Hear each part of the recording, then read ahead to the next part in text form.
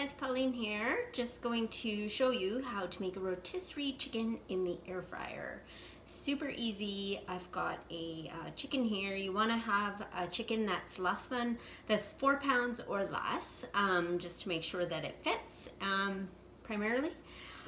Sometimes you get them and they're pre-tied, and that's always convenient. I know sometimes we get them at Costco, they come pre-tied.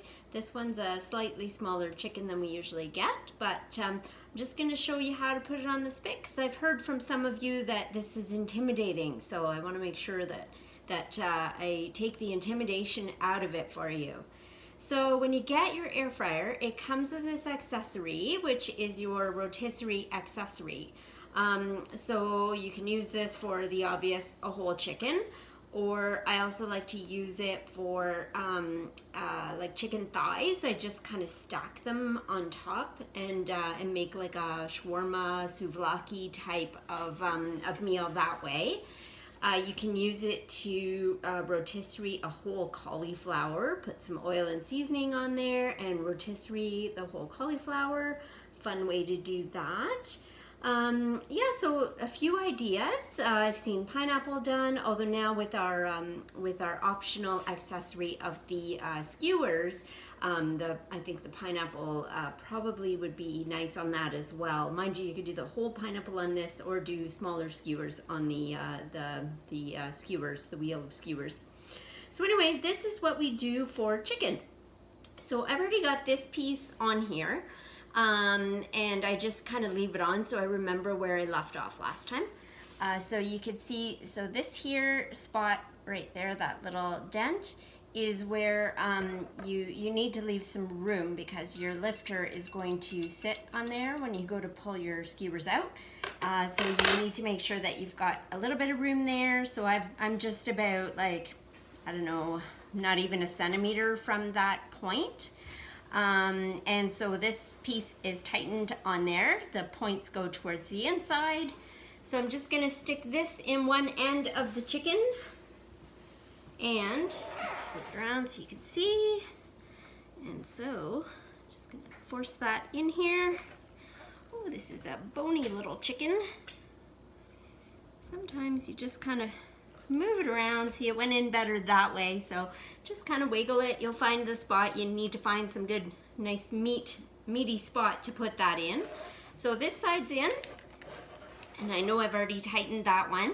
So now I've got the other side to put on, and sometimes you need to wiggle it a little for that. So if I went this way, I can see that I don't have as much room. And I'm using the large grooved cutting board here. I like this when I'm working with juicy things, like if the chicken was going to have some juices I don't want on my counter. This cutting board is really great for that. So I'm just gonna put this end on. So you can see it needs to line up in the holes here. There's 2 holes. And so I'm gonna loosen the screw. Can see, just loosening that up. All right, so just pop that on there. Hopefully you can see that. Let's go closer, why not?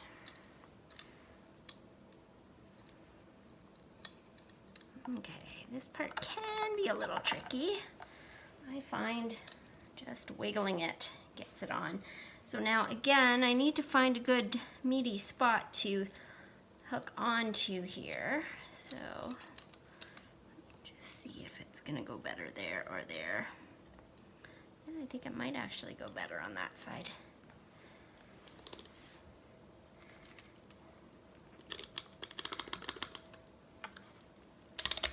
And you kind of need to have one hand holding the other side, because that one wants to wiggle out a little. All right, I'm on. And you can see I'm probably about 2 centimeters from the end on this side. So tightening that up, just making sure my chicken's not going anywhere. Now my wings are pretty well tucked in here. I am no expert at tying a chicken, So if I can do this, anyone can. I really just kind of wing it.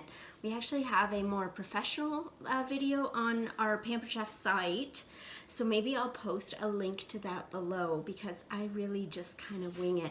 It's really just about making sure that your legs, once they cook, they're gonna get softer and they'll end up falling off from the turning. Or if it's a bigger chicken, they could rub on the top on your heating element, so you don't want that. So it's really just about keeping it controlled. It doesn't have to be fancy, so like I said, it's nothing intimidating. There's no special way that you have to do it, at least not in my books. So just gonna tie that. Failing miserably at tying, that's okay. All right, 1 and 2. There. I might see if I can wrap around the wings here. I don't think I have enough. Not really.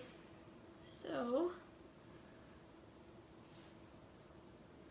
that's okay. We won't bother doing the wings. Like I said, they're pretty well tucked anyway, so I'm just not going to worry about them. Or maybe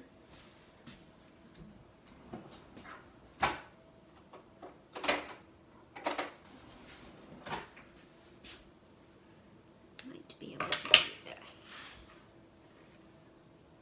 Again, if I had a longer piece of rope, this would be a little easier, but I don't, and that's okay. Try and just kind of tie my wings. It is really not the way they would teach you at the butcher, but that's okay. I just want to make sure that the chicken stays nice and tight. So see, easy peasy. Now we need to get this in our rotisserie. So with the air fryer, on the left-hand side, that's where the latching mechanism is that has the motor that will rotate the skewer. So, and then on the right side, it's just like a little shelf where the other side sits on. So it's most important that you get your air fryer, the skewer, into the left side, feel it latch, and then just rest the other side on the little shelf. So if ever your rotisserie is not turning, it's probably not latched on into the left side. So that's why I mentioned that. So I'm just going in here. So again, I'm lining it up. The left is most important. I've got it in, and then I can just rest it and see if I try to turn it, it won't turn all the way because it's nice and latched in there. So that's it. I'm just going to turn it on the rotisserie. This is a pretty small chicken. I'm thinking I'll check it around 40 minutes. I would always check the temperature of a chicken to make sure it's well cooked. And but that's it. I'm just going to put it on the rotisserie setting and set the time at 40 minutes. And then the rotate option works automatically when you use rotisserie. As opposed to if you're using the air fry setting, making fries in the fry basket, you have to remember to hit the rotate button, but you don't have to do that when you use the rotisserie setting. So that's it. I'm gonna go wash my hands and turn it on, and thanks for listening.